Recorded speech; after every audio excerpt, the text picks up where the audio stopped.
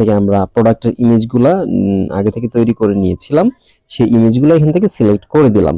তো এই ইমেজগুলো কিভাবে ক্রিয়েট করতে হবে আপনারা যদি চান সেটা নিয়ে একটা ভিডিও দিই, তাহলে অবশ্যই কমেন্ট করে আপনারা জানিয়ে দিবেন, তাহলে আমি এই ধরনের প্রোডাক্টগুলো মোবাইল দিয়ে খুব ইজিলি এবং স্মার্টলি কিভাবে প্রোডাক্টগুলো আপনারা ব্র্যান্ডিং মেনটেন করে তৈরি করবেন সেটা নিয়ে একটা ভিডিও দিব। যাই হোক, এখান থেকে প্রোডাক্টগুলো আপলোড হচ্ছে, ছবিগুলা দেন হচ্ছে। আমাদের এখানে একটা ভালো টাইটেল চাচ্ছে, মানে টাইটেলটা এমন একটা টাইটেল দিতে হবে যাতে কাস্টমাররা সার্চ করলে আপনাকে খুব সহজেই খুঁজে পায়। এই জন্য আমরা হেল্প নিতে পারি, দারাজ যে অ্যাপটা রয়েছে এখান থেকে আমরা যদি মিনি ইউপিএস লিখে সার্চ করি, বেশ কিছু ইউপিএস আসছে। তো নতুন অবস্থায় যেটা ভালো করেছে তার মধ্যে আমি একটা সিলেক্ট করেছি এই ইউপিএসটা।